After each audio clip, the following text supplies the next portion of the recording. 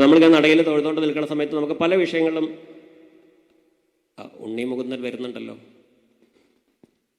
എന്ന് പറഞ്ഞാൽ ഞങ്ങൾ ഇത്ര സുന്ദരന്മാർ ഇവിടെ നിന്നാലും നിങ്ങൾ അങ്ങോട്ട് തിരിയും. അത്രയേ ഉള്ളൂ നിങ്ങളുടെ ശ്രദ്ധ. ഒരു കാര്യമില്ല. എന്നെക്കുറിച്ച് എന്തെല്ലാം പറഞ്ഞു, അപ്പോഴേക്കും ഉണ്ണി മുകുന്ദൻ വരുന്നു എന്ന് പറഞ്ഞാൽ നിങ്ങൾ അങ്ങോട്ട് നോക്കും. ഇത് തന്നെയാണ് ക്ഷേത്രത്തിൽ സംഭവിക്കുന്നത്. സരിതാ നായർ വരുന്നുണ്ടെന്ന് കേട്ടപ്പോൾ മൂകാംബികയിൽ എല്ലാവരും കൂടി പോയിട്ട് ഓട്ടോഗ്രാഫ് മേടിക്കാൻ പോയത് മാതൃഭൂമി ഫസ്റ്റ് കുളത്തിലാണ് കൊടുത്തേ. അപ്പോൾ അങ്ങനെ നിങ്ങളുടെ ഡിസ്ട്രാക്ഷൻ, ശ്രദ്ധ തിരിയാൻ സാധ്യതയുള്ളത് കൊണ്ടാണ് സോപാന സംഗീതം കേട്ടാൽ നിങ്ങൾ വേറെ എവിടേക്കും ശ്രദ്ധ തിരിയില്ല എന്നായിരുന്നു ആചാര്യന്മാർ വിചാരിച്ചത്. അവസാനം സോപാന സംഗീതം പാടുന്ന ആൾക്കാർക്ക് തന്നെ ശ്രദ്ധ ഇല്ലാണ്ടായി. അവരും അവിടെ നിന്നിട്ട് കുട്ടനേൻ്റെയും പാടുന്നതിനിടയിൽ കുറിപ്പൈസേൻ്റെ കാര്യം, ലോണിൻ്റെ ബാക്കി അടയ്ക്കേണ്ട കാര്യമൊക്കെ ചർച്ച ചെയ്യാൻ തുടങ്ങി.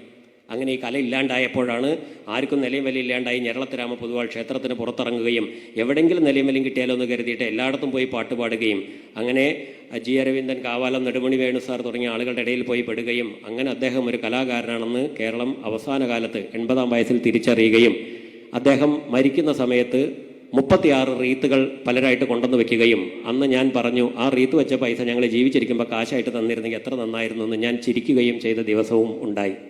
അങ്ങനെയാണ് കേരളം കലാകാരന്മാരെ കൊണ്ടു നടക്കുക.